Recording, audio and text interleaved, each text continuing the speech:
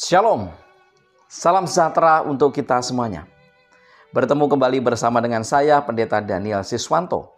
Kita akan mempelajari pelajaran sekolah sahabat kita. Saudara, kita telah tiba di pelajaran yang keempat di triwulan yang kedua di tahun 2025 ini. Satu pelajaran yang semakin hari semakin menarik. Pekan ini berjudul Bangsa-Bangsa bagian yang pertama. Namun sebelum kita mempelajari lebih lengkap, lebih dalam, mari kita tunduk kepala dan kita berdoa. Bapa di surga, bila mana kami akan mempelajari firman-Mu melalui pelajaran sekolah sahabat ini. Urapi kami dengan kuasa Roh Kudus Tuhan. Mampukan kami untuk mengerti dan memahami. Sehingga firman ini mempersiapkan kami menjadi umat-umat Tuhan yang tetap setia dalam menantikan kedatangan Yesus yang tidak lama lagi. Terima kasih ya Tuhan. Berkati pemirsa dimanapun mereka berada. Dalam nama Yesus kami berdoa. Amin. Bangsa-bangsa bagian pertama. Ayat inti terdapat di dalam Daniel 7 ayat yang ke-14. Lalu diberikan kepadanya kekuasaan dan kemuliaan dan kekuasaan sebagai raja. Maka orang-orang dari segala bangsa, suku bangsa, dan bahasa mengabdi kepadanya. Kekuasaannya ialah kekuasaan yang kekal, yang tidak akan lenyap, dan kerajaannya ialah kerajaan yang tidak akan musnah.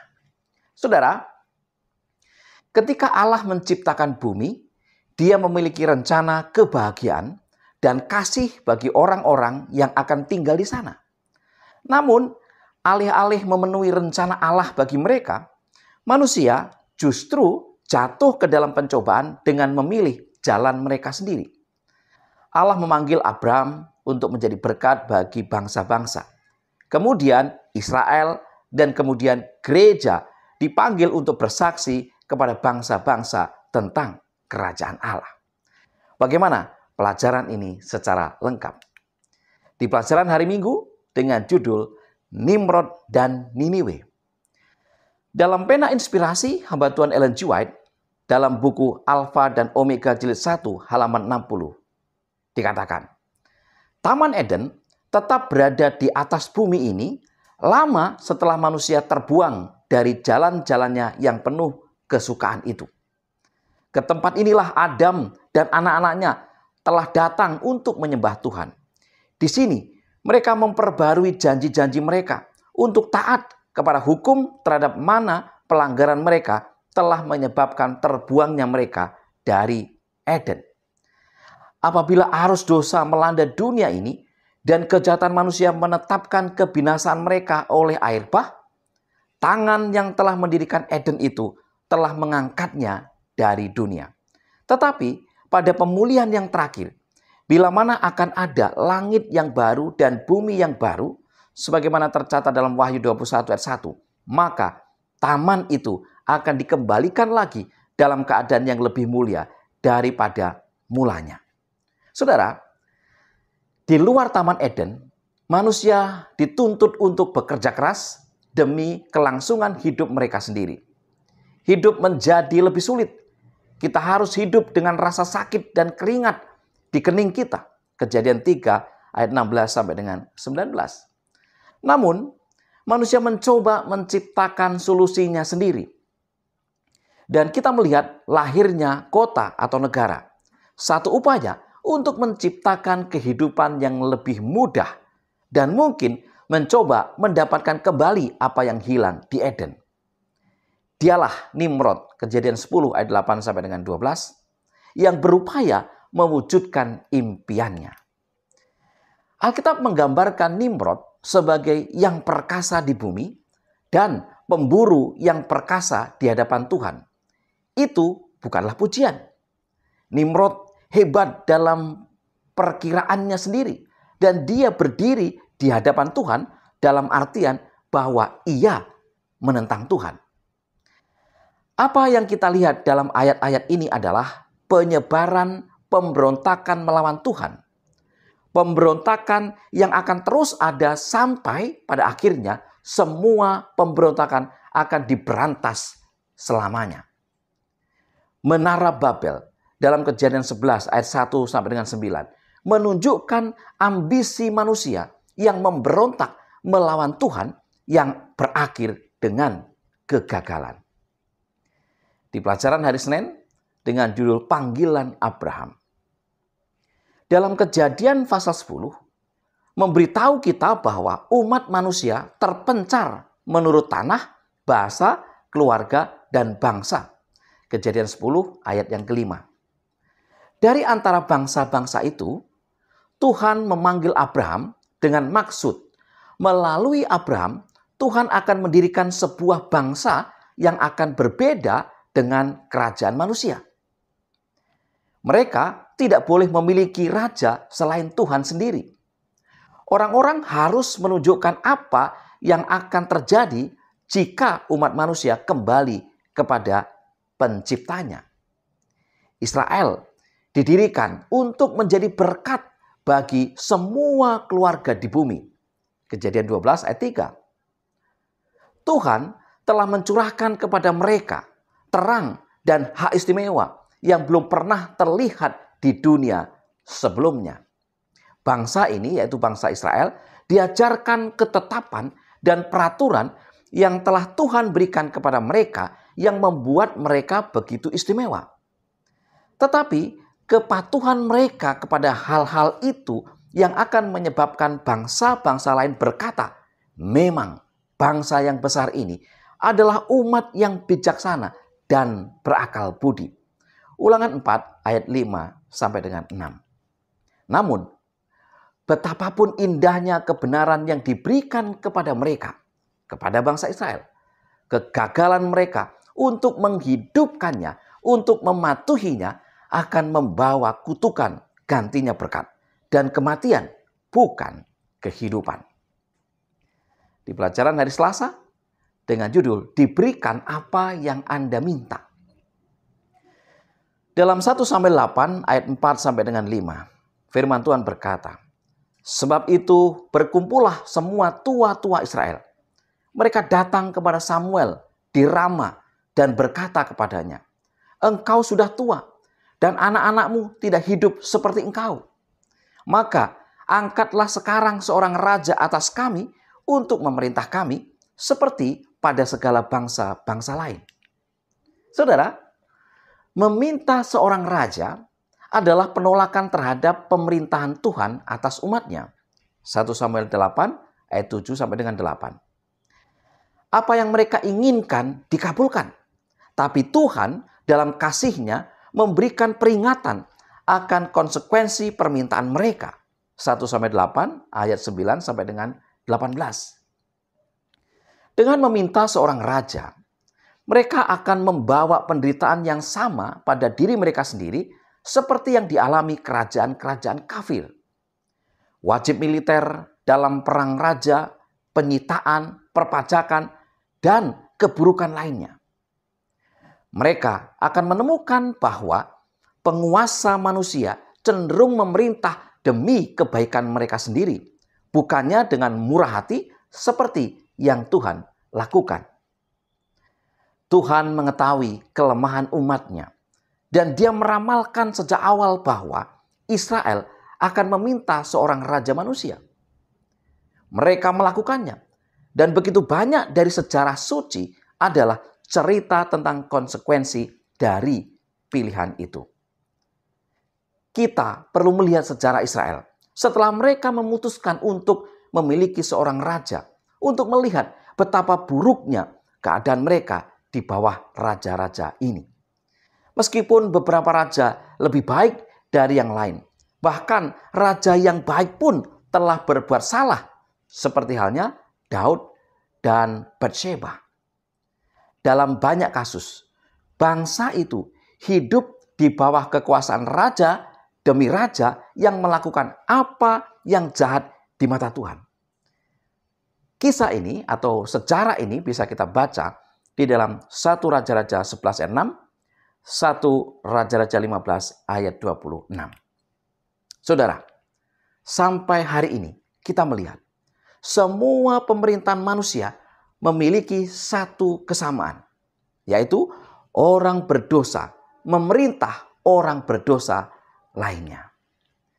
Di pelajaran hari Rabu dengan judul Penguasa para penguasa bangsa-bangsa lain. Permintaan Israel akan seorang raja manusia telah menuntun bangsa itu pada kejatuhan moral bangsa. Raja-raja menjadi semakin jahat sampai Tuhan mengizinkan orang Babel untuk menawan rakyatnya sebagai bentuk perbaikan. Hal serupa terjadi dalam sejarah gereja Kristen. Meskipun mereka tidak membentuk diri mereka seperti bangsa kafir. Ketika Konstantinus berkuasa dan mengaku sebagai orang Kristen, orang-orang percaya merasa lega. Penganiayaan sekarang telah berakhir. Itu nampaknya merupakan suatu berkat. Tetapi kemudian terjadi kepada gereja bahwa mereka mungkin dapat memanfaatkan kekuatan kaisar untuk keuntungan mereka sendiri. Beberapa perselisihan besar pecah di antara orang-orang Kristen pada abad keempat. Dan ketika gereja mendapati dirinya tidak mampu menyelesaikannya, permohonan diajukan kepada kaisar untuk campur tangan. Gereja meminta negara untuk campur tangan dalam masalah agama. Dan begitu negara menginjakkan kaki di pintu gereja, segalanya berubah dari buruk menjadi lebih buruk. Seperti Israel di masa lalu. Banyak bab tergelap dalam sejarah Kristen adalah akibat langsung dari gereja yang berkompromi dengan dunia. Gereja secara bertahap mengadopsi banyak cara dan metode kerajaan kafir ke titik di mana banyak orang percaya yang setia menjadi martir karena mereka dianggap sebagai ancaman terhadap institusi gereja negara ini. Nasihat Yesus bagi gereja dalam Matius 20 ayat 25 sampai dengan 28. Tetapi Yesus memanggil mereka lalu berkata, "Kamu tahu bahwa pemerintah-pemerintah bangsa-bangsa memerintah rakyatnya dengan tangan besi dan pembesar-pembesar menjalankan kuasanya dengan keras atas mereka. Tidaklah demikian di antara kamu. Barang siapa ingin menjadi besar di antara kamu, hendaklah ia menjadi pelayanmu. Dan barang siapa ingin menjadi terkemuka di antara kamu, hendaklah ia menjadi hambamu.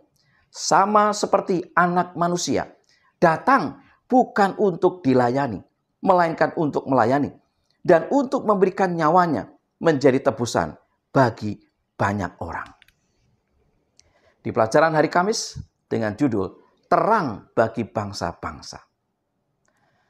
Tujuan utama Tuhan mendirikan bangsa Israel bukanlah untuk menghukum seluruh dunia, tetapi untuk menyelamatkannya, untuk menyoroti dosa dan keegoisan bangsa-bangsa di sekitar mereka, dan agar orang-orang percaya yang hidup selaras dengan Tuhan menonjolkan karakternya yang benar, yang secara alami menuntun pada keyakinan. Seandainya orang Israel telah bertindak sebagaimana mestinya dan melakukan apa yang diperintahkan kepada mereka, bangsa-bangsa telah akan datang kepada mereka dengan damai, mencari tahu lebih banyak tentang mereka dan Tuhan mereka. Tujuan akhir untuk mendirikan bangsa Israel adalah sama dengan tujuan Tuhan dalam mendirikan gereja. Apa tujuan itu? Yang pertama, Tuhan rindu menggunakan umatnya untuk menarik orang-orang berdosa dari semua bangsa, suku, bahasa, dan kaum. Wahyu 14 ayat 6, agar mereka datang kepada Kristus. Yang kedua, agar umatnya menunjukkan kemurahan hati kepada sesama, seperti Tuhan telah tunjukkan kepada mereka. Bilangan 14 ayat 17 sampai dengan 21. Yang ketiga, supaya gereja menjadi terang bagi segala bangsa, agar keselamatan dari Tuhan sampai kepada mereka. Yesaya 42 ayat 6, Yesaya 49 ayat yang ke-6. Yang keempat, Tuhan menggunakan gereja untuk memanggil umat Tuhan untuk keluar dari Babel. Wahyu 18 ayat 1 sampai dengan 4.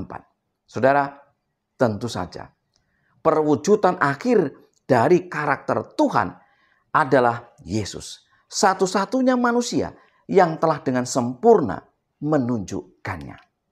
Saudara-saudara yang dikasihi Tuhan, sebagai kesimpulan pelajaran sekolah sahabat kita. Yang pertama, Menara Babel menunjukkan ambisi manusia yang memberontak melawan Tuhan yang berakhir dengan kegagalan. Yang kedua, betapapun indahnya kebenaran yang diberikan kepada bangsa Israel, kegagalan mereka untuk menghidupkannya dan mematuhinya akan membawa kutukan, gantinya berkat, dan kematian bukannya kehidupan. Yang ketiga, semua pemerintahan manusia memiliki satu kesamaan, yaitu orang berdosa memerintah orang berdosa lainnya. Yang keempat, seperti Israel di masa lalu, banyak bab tergelap dalam sejarah Kristen adalah akibat langsung dari gereja yang berkompromi dengan dunia. Dan yang kelima, Tuhan menggunakan gereja untuk memanggil umatnya untuk keluar dari Babel. Semoga pelajaran ini menolong kita untuk menemukan poin-poin penting kebenaran firman Tuhan yang ada di dalamnya. Mari kita tunduk kepala dan berdoa. Bapa di surga, sejatinya kami tidak mengerti akan maksud Tuhan. Tapi melalui pelajaran ini, kami dikuatkan kembali. Urapi kami dengan kuasa Roh Kudus-Mu, sehingga kami boleh mengerti dan memahami. Sehingga kami boleh mempraktekannya, menghidupkannya dalam kehidupan kami sehari-hari. Menjadi berkat bagi orang-orang yang ada di sekitar kami. Berkati seluruh pemirsa dimanapun mereka berada. Terima kasih ya Tuhan. Dalam nama Yesus kami berdoa.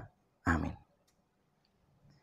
Saudara-saudara yang dikasihi Tuhan, inilah pelajaran yang bisa saya sampaikan pada pekan keempat ini. Semoga menjadi berkat bagi saudara semuanya. Dan jika ini menjadi berkat, bagikanlah kepada yang lain. Mari kita terus menggali firman Tuhan, mempelajarinya.